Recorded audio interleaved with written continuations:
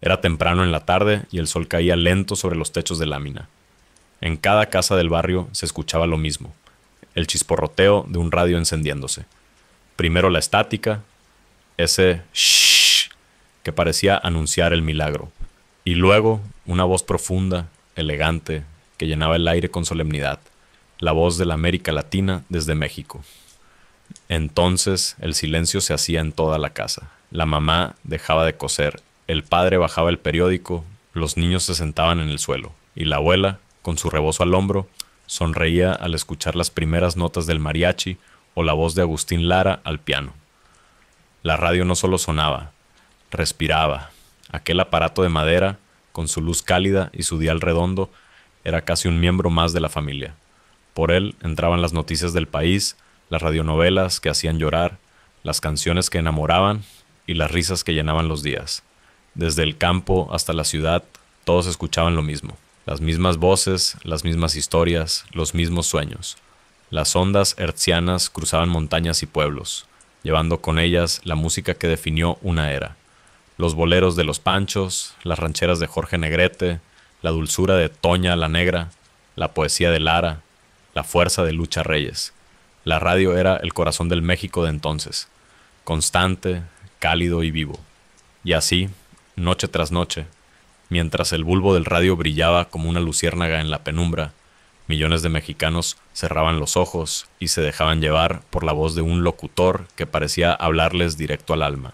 En los años 40 y 50, tener un radio en casa era motivo de orgullo. No todos podían comprar uno, pero quien lo tenía lo mostraba como un tesoro. El aparato solía ocupar un lugar especial en la sala o en el comedor, sobre un mueble de madera pulida, al lado del reloj de péndulo o de la fotografía familiar. Era grande, pesado, con perillas redondas y una luz amarillenta que se encendía detrás del dial. Los radios más comunes eran de marcas como Zenith, RCA Victor, Philco, Telefunken o Emerson, y todos tenían ese olor a válvulas calientes y barniz viejo que aún hoy muchos recuerdan.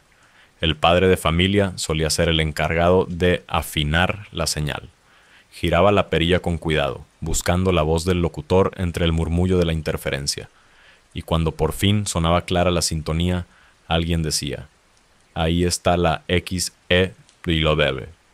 Entonces todos se acomodaban, la madre con su tejido, los niños en el suelo y el padre en su silla, orgulloso de tener el mundo entero dentro de su sala. La radio acompañaba todos los momentos del día.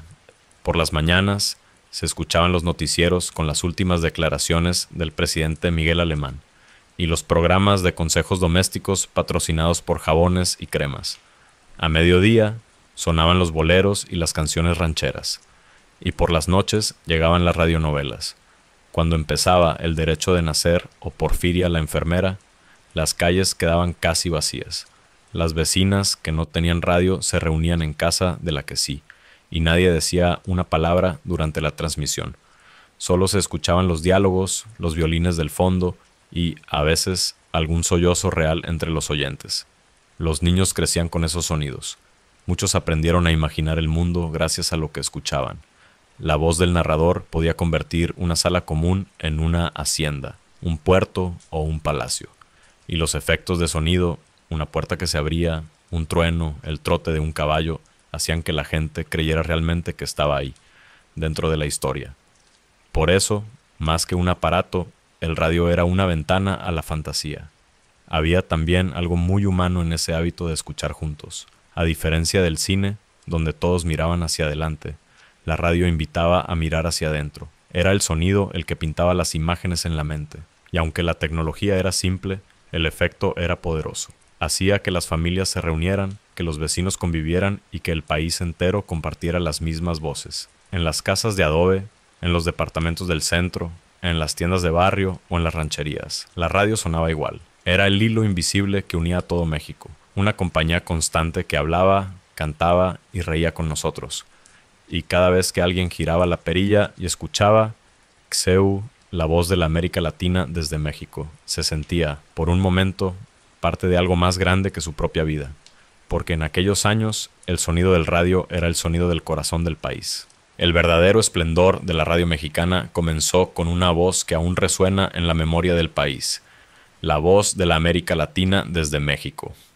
Esa frase, pronunciada con solemnidad por el locutor Leopoldo de Samaniego en 1930, marcó el nacimiento de una era. Fundada por Emilio Azcárraga Vidaurreta, se convirtió en el corazón sonoro del país y en el espejo donde América Latina entera veía y escuchaba a México. Desde sus estudios en la calle Ayuntamiento y luego en la esquina de Ayuntamiento y Mina, salían cada día las voces más queridas del pueblo. La XEW no era solo una estación, era una fábrica de sueños. Transmitía música en vivo, radionovelas, noticieros, programas cómicos, concursos y serenatas. Cada emisión era una experiencia cuidada al detalle. Los locutores con traje y corbata, los músicos afinando sus instrumentos detrás del micrófono RCA y las secretarias con reloj en mano, sincronizando cada entrada.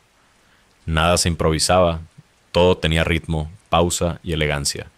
Los locutores eran auténticas figuras públicas. Pedro de Lille, con su voz profunda y amable, presentaba a los grandes cantantes como si se tratara de dioses del Olimpo.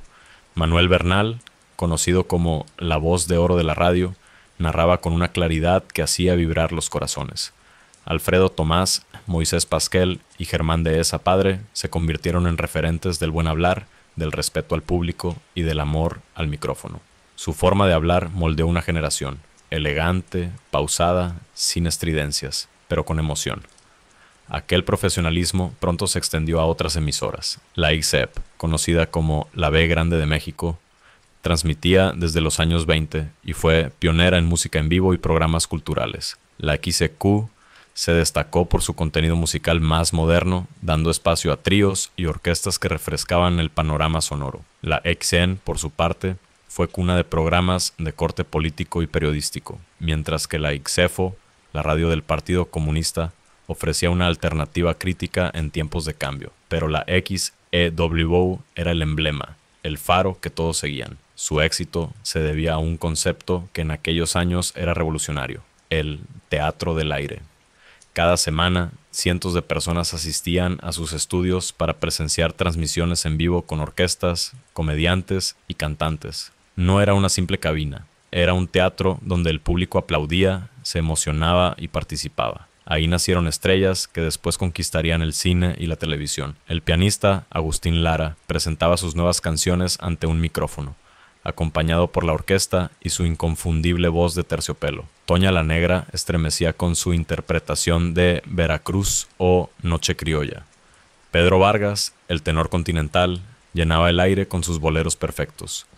Libertad Lamarque, recién llegada de Argentina, debutó en la XEW y pronto fue adorada por el público mexicano. Y los tríos, los Panchos, los Tres Diamantes, los Tres Haces, encontraron ahí su trampolín hacia la fama. Escuchar la radio en esos años era asistir a un concierto diario. La programación comenzaba a las 6 de la mañana y terminaba pasada la medianoche. En un país donde no todos podían ir al teatro o al cine, la radio llevaba el espectáculo hasta el último rincón. Los campesinos en Veracruz, los mineros en Pachuca y las familias en Chihuahua escuchaban las mismas canciones, las mismas risas, las mismas noticias. Era un hilo invisible que unía a todo México, una sinfonía nacional. La profesionalización fue tal que los programas tenían guionistas, directores, musicalizadores y hasta asistentes de público. Cada palabra, cada silencio, cada efecto estaba planeado. Los jingles se grababan con músicos reales. Los noticieros usaban sonidos de máquinas de escribir o timbres de telégrafo para ambientar. Y en medio de todo, la voz del locutor, siempre impecable, era la guía. En aquellos días, una voz reconocible podía volverse tan famosa como un rostro de cine. Así fue como, poco a poco, la radio mexicana construyó su propio Olimpo de estrellas. Sin imágenes, sin cámaras, solo con el poder de la voz, llenó de color un país que aún soñaba en blanco y negro. Si las voces daban vida a la radio, fueron los programas los que le dieron alma. Y vaya que la tuvieron. Cada horario tenía su ritual, cada familia su costumbre. Había quien almorzaba con La Hora Azul y quien cenaba escuchando El Derecho de Nacer. Las calles se vaciaban, las tiendas cerraban temprano y en los barrios se oía lo mismo. El murmullo de una historia que nadie quería perderse.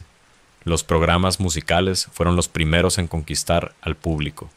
El estudio Ralick reunía a las mejores voces del país patrocinado por una marca de cigarrillos. Era una mezcla de concierto, entrevista y espectáculo, donde los artistas cantaban en vivo con orquesta completa. Así es mi tierra, conducido por Manuel Bernal, rendía homenaje a la música ranchera y a los valores del campo mexicano. En Tesoros del Mariachi, los guitarrones y las trompetas sonaban con fuerza, y el público coreaba las canciones como si estuviera en una feria. También estaban los programas de humor. La Tremenda Corte, traída desde Cuba, hacía reír con las locuras de Tres Patines y sus enredos judiciales. Los mexicanos la adoptaron como propia, y no había casa donde no se repitieran sus frases. «No me simpatiza, señor juez». Y El Bachiller y su monólogo, interpretado por José Gálvez, ofrecía cada noche una reflexión divertida y profunda sobre la vida cotidiana, con esa elegancia que hoy ya no se escucha. Pero si hubo algo que marcó generaciones, fueron las radionovelas. Ahí nació la costumbre de escuchar llorando, riendo y soñando frente a un aparato. El derecho de nacer paralizó al país entero. La historia de Albertico Limonta fue tan intensa que muchas personas creyeron que era real. En los mercados y las fondas, la gente discutía el destino de los personajes como si fueran de la familia.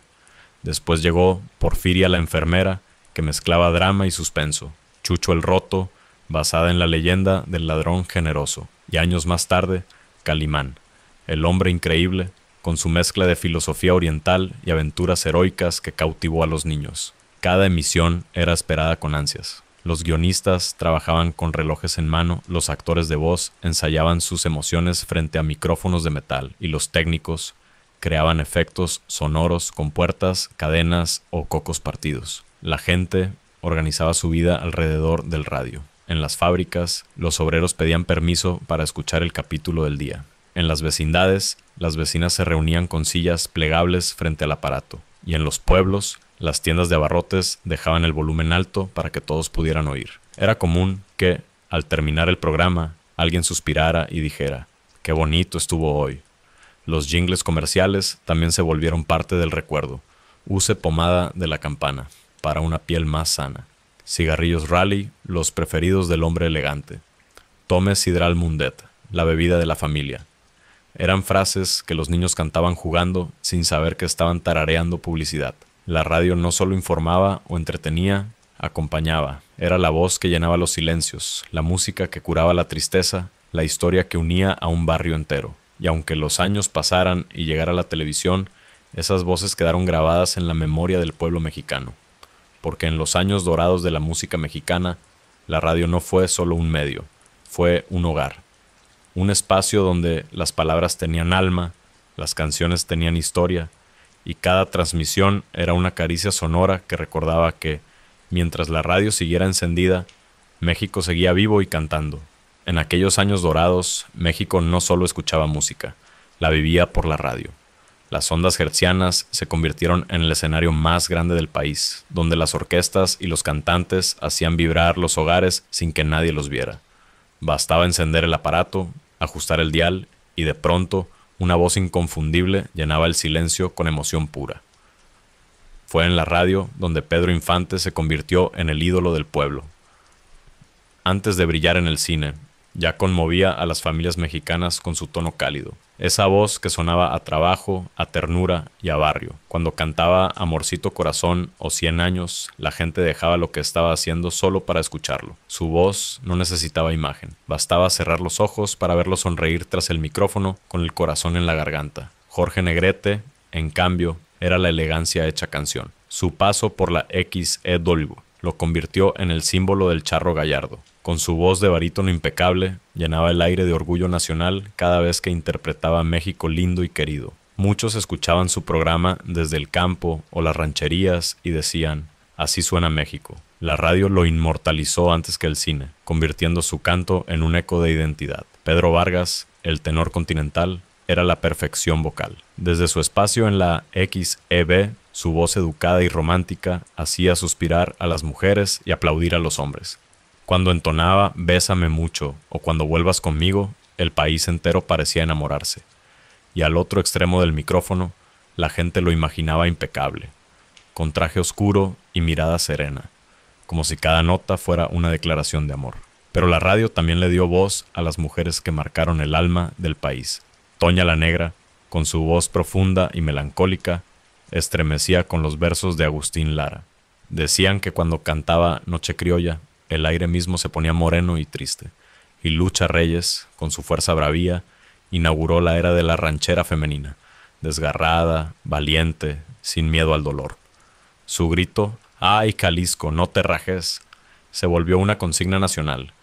En los estudios también brillaron los compositores. Consuelo Velázquez, joven pianista jalisciense, compuso una de las canciones más interpretadas en la historia, Bésame mucho. Se escuchó por primera vez en la radio antes de conquistar el mundo. Y Agustín Lara, el Flaco de Oro, fue dueño absoluto del aire. Transmitía al piano, con su voz rasposa y su alma bohemia, melodías como Solamente una vez, María Bonita y Noche de Ronda. Cada noche miles de radios se encendían solo para escucharlo. Las orquestas eran el alma en vivo de esas transmisiones. Luis Arcaraz llenaba los estudios con arreglos suaves y románticos. Damaso Pérez Prado hacía mover los pies de todo México con su nuevo ritmo, el mambo, y las big bands sonaban como si el país entero tuviera pista de baile. Desde lugares como el Salón México o el Teatro Blanquita, las transmisiones en vivo hacían sentir que uno estaba ahí, entre aplausos y luces. Lo más hermoso era escuchar sin ver. Cada oyente ponía el rostro, la ropa y el escenario en su imaginación. La voz de un cantante podía parecer cercana, íntima, como si cantara solo para uno.